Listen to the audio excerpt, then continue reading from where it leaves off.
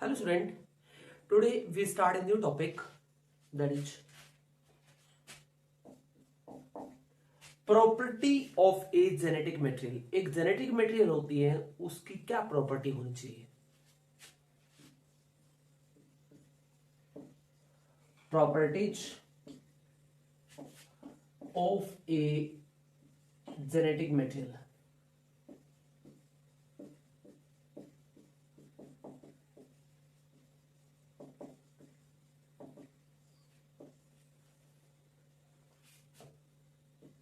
यानी genetic material के हम जो प्रिंसिपल हमने किया था लास्ट में हर्स्टेस, उसके बाद हम ये करेंगे कि प्रॉपर्टीज क्या होती है जेनेटिक मटेरियल की।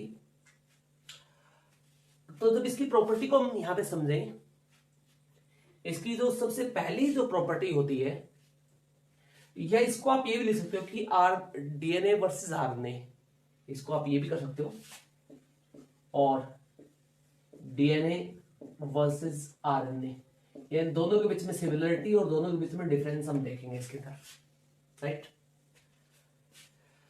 पहली प्रॉपर्टी ये होती है, number first property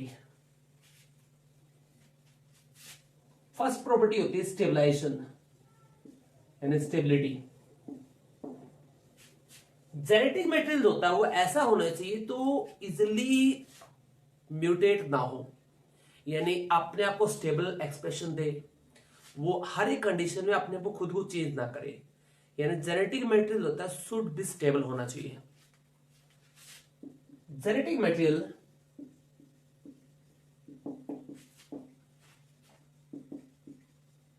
should be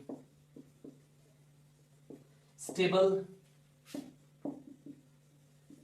in all environmental condition. तो हर एक तरह की इन्वायरमेंटल कंडीशन में क्या होना चाहिए, स्टेबल होना चाहिए, इजिली एक्सप्रेस नहीं करना चाहिए। आप इसमें देखते हैं कि डीएनए ज्यादा स्टेबल है या आरएनए ज्यादा स्टेबल है। अब इस पेज पे डीएनए ज्यादा स्टेबल है। कैसे? DNA is more stable then RNA. ये क्वेश्चन भी सीबीएसई के अंदर पूछा जा चुका है कि डीएनए ज्यादा स्टेबल क्यों है आरएनए से। Because DNA has no free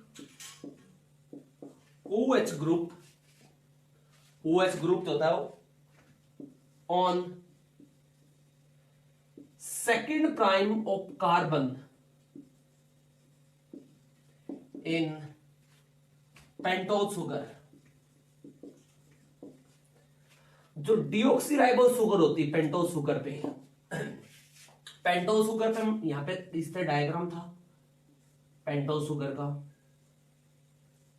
तो पेंटोज शुगर में हम क्या देखते हैं, एक फर्स्ट कार्बन यहां पे होती है, सेकंड कार्बन यहां पे, थर्ड कार्बन यहां पे, फोर्थ कार्बन यहां पे, फिफ्थ कार्बन यहां पे होती है, और इसके ऊपर ही फॉस्फेट जुड़ता है यहां पे, और यहां पे जो होता है आपको पता है बेस पे जुड़ता है लाइक एडेनिन थाइमिन। तो ये फर्स्ट कार्बन के बाद जो सेकंड कार्बन आती है यहां पे होता है एक H और OH आता है, यहां पे जब OH आता है इस तरह से आता है।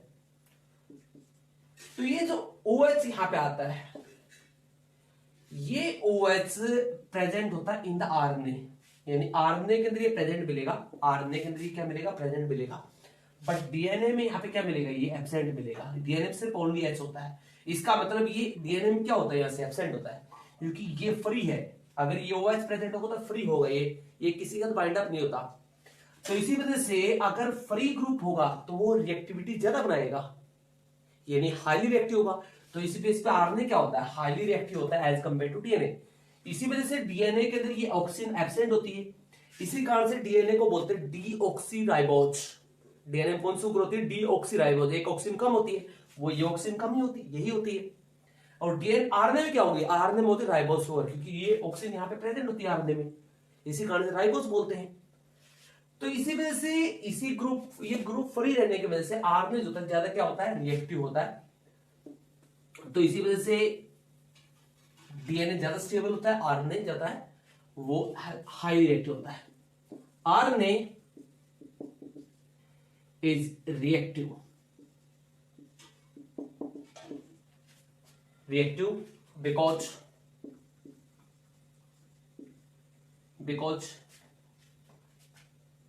have free OH group on second prime of carbon, second carbon के और पेंटोज सुगर या राइबोज सुगर भी बोल सकते हैं, पेंटोज सुगर, राइट। तो स्टेबिलिटी बेस प्रूव हुआ कि डीएनए ज्यादा स्टेबल है। नंबर सेकंड हम करते हैं यहां पे। तो ये दोनों के बीच में डिफरेंस भी कर रहे हैं और दोनों के बीच में कुछ सिमिलरिटीज भी कर रहे हैं। और नंबर सेकंड आता है, वो आता है रेप्लिकेशन।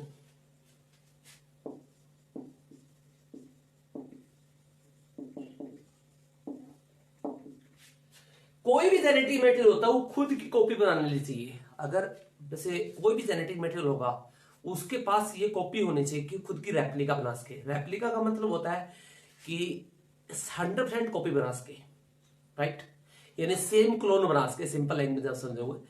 तो डीएनए के पास ऐसी प्रॉपर्टी होती है, बट आरएनए के पास ऐसी प्रॉपर्टी नहीं होती है। तो लिखेंगे genetic material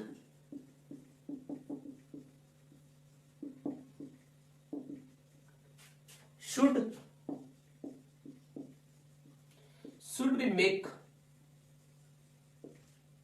its own replica। तो हर एक जेनेटिक मटेरियल होता है उसके पास प्रॉपर्टी होनी चाहिए कि खुद की क्या बना सके, रेप्लिका। रेप्लिका मतलब 100% सिमिलर कॉपी, राइट। जैसे मान लीजिए आपने 12th की दो बुक देखी, सीबीएसई की, एनसीईआरटी की, तो दोनों आपस में क्या है, रेप्लिका है। तो इस तरह से जेनेटिक मटेरियल पास प्रॉपर्टी होनी चाहिए कि वो रेप्लिका कर सके। और रेप्लिकेशन वही प्रोसेस होती है, सेम रेप्लिका बनाने की प्रोसेस क्या बोलते हैं, रेप्लिकेशन बोलते हैं। तो इस बेस पे देखें डीएनए और आरएनए को।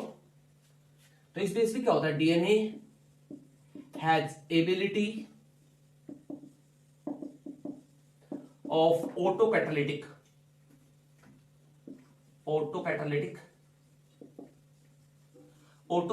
का मतलब होता है खुद की कॉपी खुद बनाने की, यानी खुद को कैटालाइज खुद कर लेता है। एबिलिटी ऑफ ऑटोकैटालिटिक और रेप्लिकेशन। तो इसके पास क्या होती है, खुद को कॉपी बनाने की इसके पास कैपेबिलिटी होती है।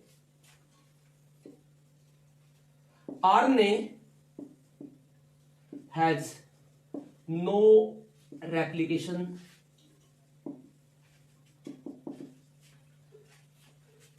एबिलिटी। आरएनए के पास जो होती है ऐसी रेप्लिकेशन प्रॉपर्टी नहीं होती। आरएनए जो हमेशा डीएनए से बनता है, राइट। आरएनए ऑलवेज सिंथेसिस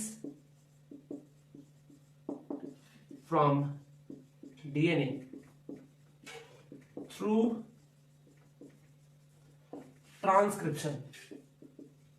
किसके द्वारा बनेगा, ट्रांसक्रिप्शन के द्वारा बनेगा।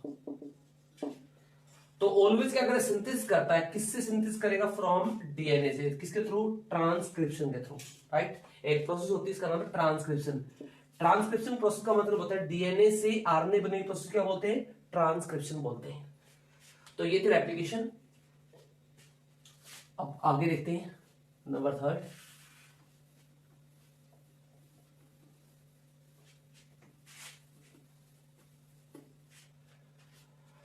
नंबर थर्ड देखते हैं, वो आती है म्यूटेशन। म्यूटेशन का मतलब slow change.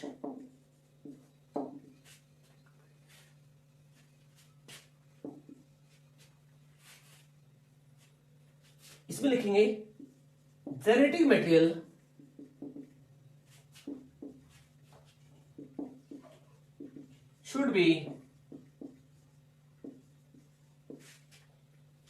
should show mutations, should be slow mutations।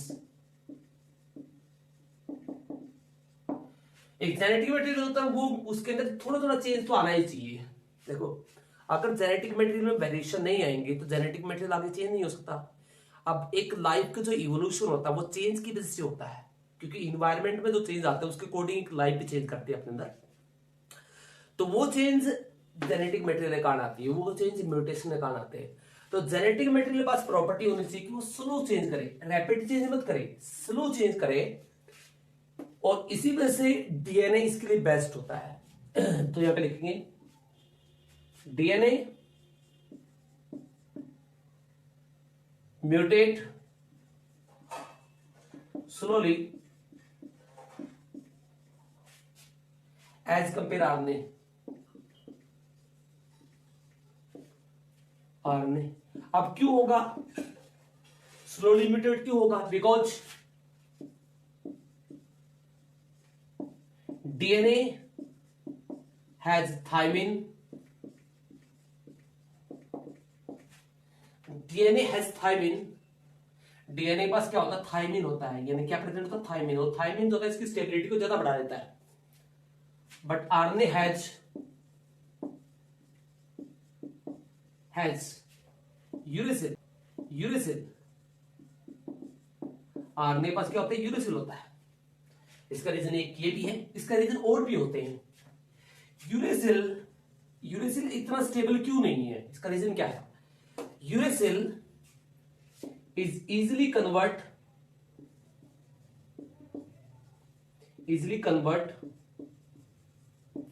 into cytosine through deamination process। कौन सी प्रोसेस? Through deamination process. एक प्रोसेस होती है, इसके थ्रू जो होता है यूरेसिल किसमें कन्वर्ट हो जाता है? साइटोसिन में। तो ये धीरे धीरे अपने आप को डिजेनेट करने लग जाता है यूरेसिल, और वो किसमें कन्वर्ट होना स्टार्ट हो जाता है? साइटोसिन में। बट थाइमिन ऐसा नहीं करता। थाइमिन का एक अनदर नेम भी होता है, इसे कहते हैं 5-ब्रोमोयूरेसिल।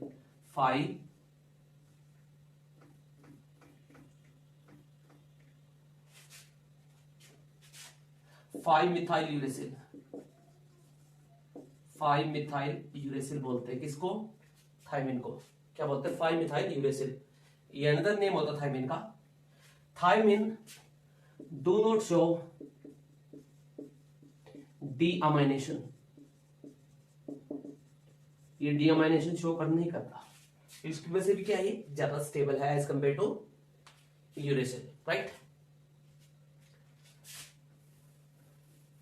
और इसका रीजन एक और होता है। वो रीजन क्या होता है? DNA is double standard. DNA ज्यादातर क्या होता है? डबल स्टैंड, ज्यादातर नहीं, मोस्ट सभी होते हैं डबल स्टैंड होता है। But RNA is mostly single standard. DNA double standard हो सकता है, डीएनए डबल स्टैंडर्ड हो सकता है, बट मोस्टली क्या होता है? Single standard. RNA is mostly single standard.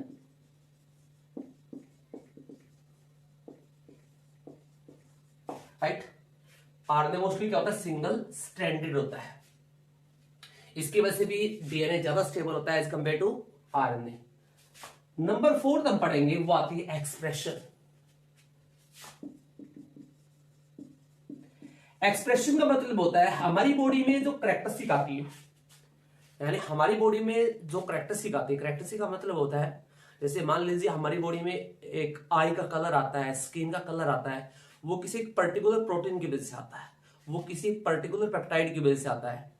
और वो पेप्टाइड होता है वो एक्चुअली आरएनए से सिंथेसिस होता है, आरएनए से प्रोसेस होती है, इसका नाम है ट्रांसलेशन प्रोसेस, उसके थ्रू बनती है।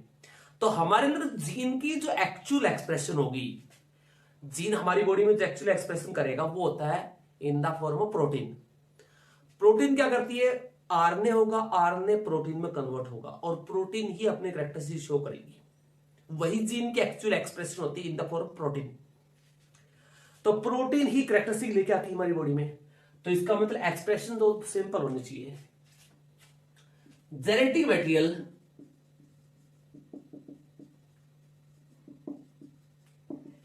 should be easily expressed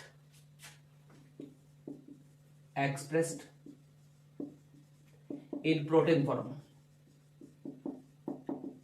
ये प्रोटीन फॉर्म में इजीली एक्सप्रेस कर देना चाहिए, बट इस बेस पे आर ने ज्यादा बेस्ट जेनेटिक मटेरियल है. आर ने is easily expressed in protein through translation process. कौन सी प्रोसेस होती है? Translation process.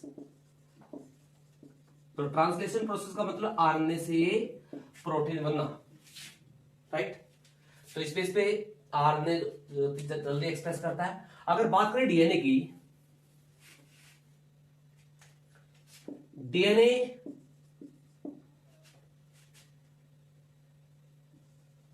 can't express directly.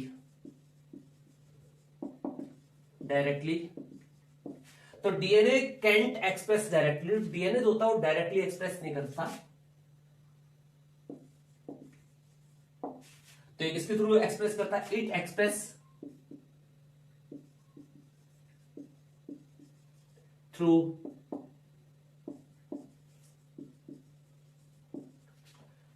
RNA. ये किसके थ्रू एक्सप्रेस करेगा? आरएनए के थ्रू एक्सप्रेशन देगा, राइट.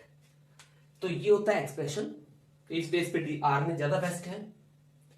तो ये थी properties of genetic material. Next हम करेंगे